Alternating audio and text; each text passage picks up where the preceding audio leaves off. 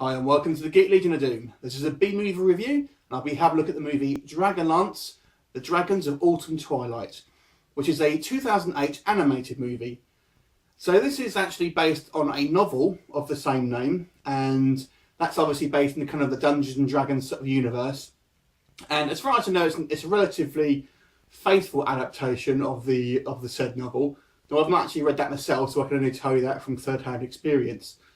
So the story really is fairly sort of a prototypical fantasy film, sort of Dungeons and Dragons type affair. Ultimately, you have a group of different sort of races, different kind of types of warrior who have sort of come together for basically like a reunion. And you've got you've got the knights, you've got the sort of the mage, there's a dwarf, etc. And they've due to sort of come together in this particular village, and sort of just for to reconnect with one another, and end up getting in another adventure. Basically, in the prologue, we're told that basically that the gods the gods of light have essentially disappeared from the world of man because they've become too self-sufficient. And then really the theme of this film is that the main character, a guy called Taran, who's this half elf, half human type guy, who looks a little bit like Ulysses 31 from that cartoon show. Basically, he's kind of having a sort of a crisis of faith, and there's rumours that the gods of old are going to come back to the land of the men and sort of give this healing magic, which has disappeared from the realm. And there's kind of these bad guys. Like an evil god and their sort of minions are basically sort of trying to find this staff, which is a relic of the old gods ultimately. And this group of this, should we call them a fellowship?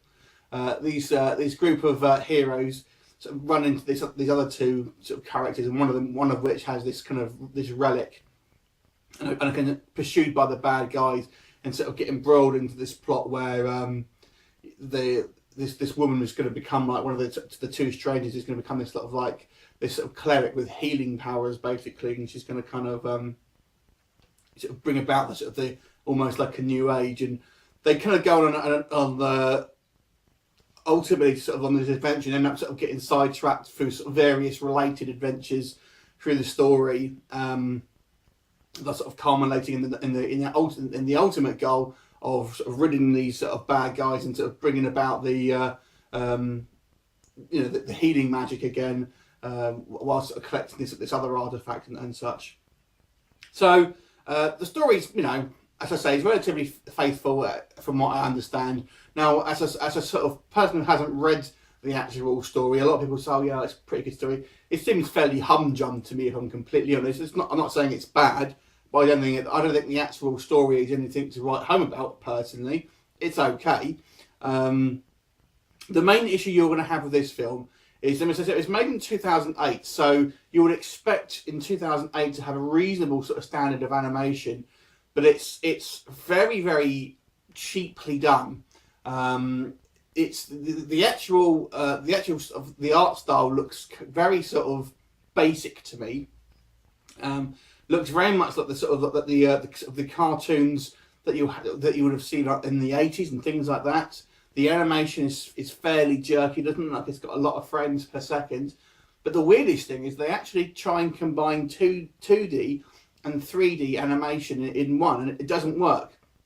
For example, some of the bad guys are these like dragons guys called these Draconus, and some actual dragons themselves, and they're all done in like a 3D CGI animation, but they look very, very basic CGI, and with kind of fairly basic 2D animation as well.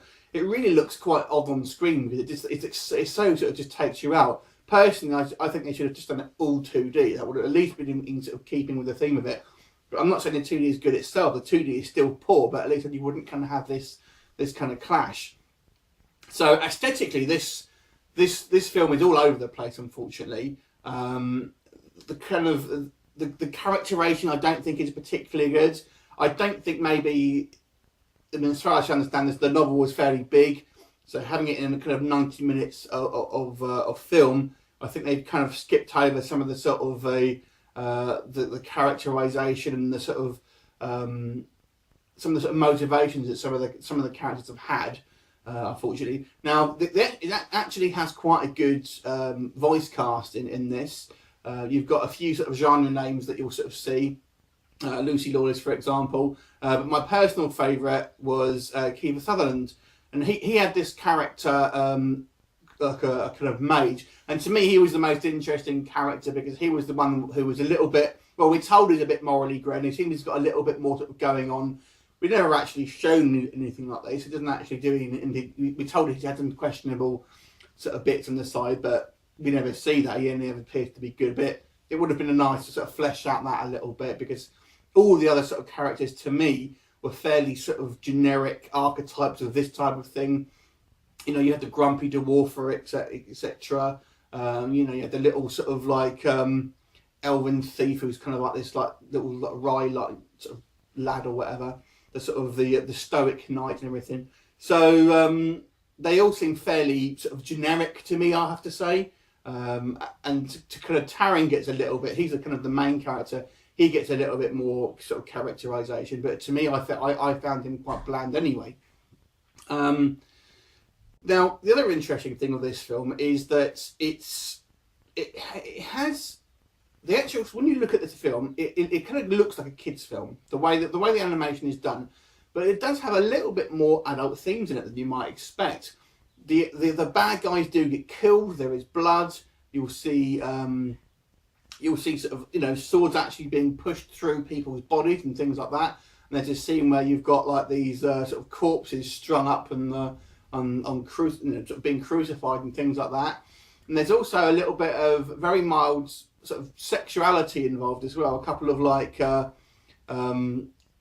heaving bosoms. And there's one very strange mention of rape in it as well. It's kind of, I was a bit shocked to hear. We're told one of the characters' mothers was raped, which I found a little bit odd. So, you know, if they wanted to go for an adult type of cartoon, like the sort of, you know, the heavy metal or that sort of thing, then great, then go with that. But it was just very strange because the aesthetics were very much like a kid's, and the actual story I thought was fairly, you know, just a kind of your humdrum kids sort of cartoon. But there was there's little bits to make it that little bit for more of an adult audience, but it wasn't enough, I don't think, to sort of really make it feel like it was a complete animated film for adults. So it's just kind of weird in between.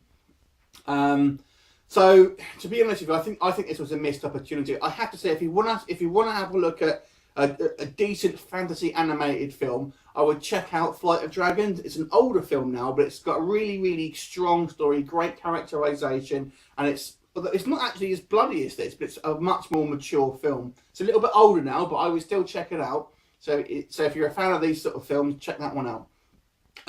As far as this one's going to go, I'm going to give it a 3.5 out of 10. So not all that fantastic, I have to say. A little bit disappointed with it. Anyway, have you seen it? Leave me a comment and look forward to you next time. See you later.